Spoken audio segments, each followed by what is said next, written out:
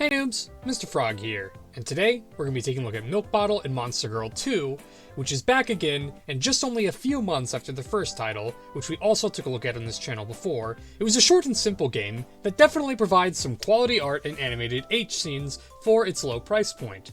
So I will admit, I was pretty excited to see another release so soon after the first. Now, before we get into the review, I do want to mention that the game will be censored by default on Steam. Thankfully though, you can download and install the 18+ patch directly on Steam as it download content on the game's store page.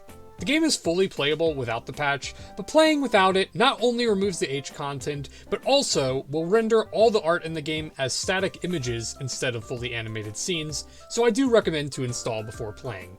With that out of the way, the game contains no story, and instead plays more like a classic arcade-style game. The game has you control a small milk bottle with your arrow keys that will constantly be shooting out milk. There will be different targets to shoot at in each level, corresponding to a different piece of clothing on each Monster Girl that you must aim and shoot at until it loses all of its health and breaks.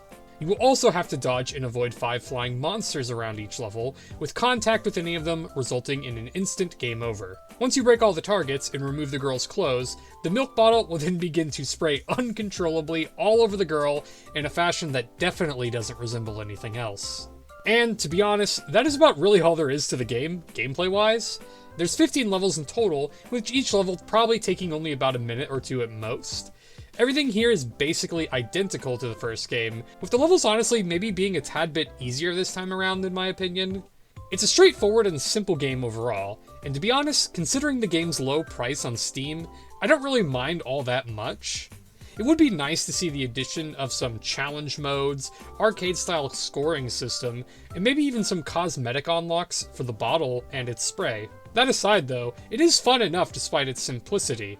And besides, the real thing you're here for is the art anyway, which leads us onto the real content of this game, the H content. Now, here is where I'd say the game definitely makes an improvement over the first. I really like all the H scenes and art in this one.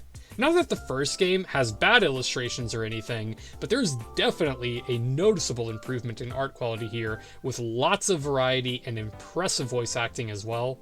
Even the milk bottle squirting at the end of the levels seems to have been improved quite a bit, shooting milk in some interesting ways and places that I can unfortunately not show on here. While the game may play the same, the art which you see will be much better, so for those who enjoyed the first, then you will without a doubt enjoy this sequel. I'd say the only critique I have is that similar to the first, the girls are not really what I would classify as monster girls necessarily. At best, the majority of them are just girls with kimono Mimi, and one of them is even just a normal office girl, but hey, the art is all great here, so I can forgive it. With all of that being said, Mr. Frog happily awards this game the Mountain Dew sip of approval. If you want a short, cheap, and simple game to play for an hour or so with some great H art, definitely give Milk Bottle and Monster Girl 2 a shot. Once again, thank you to everyone for all the support, and if you'd like to see more H game content, make sure to subscribe to the channel. Also, make sure to check out the Mr. Frog stream over on Twitch. Later, noobs.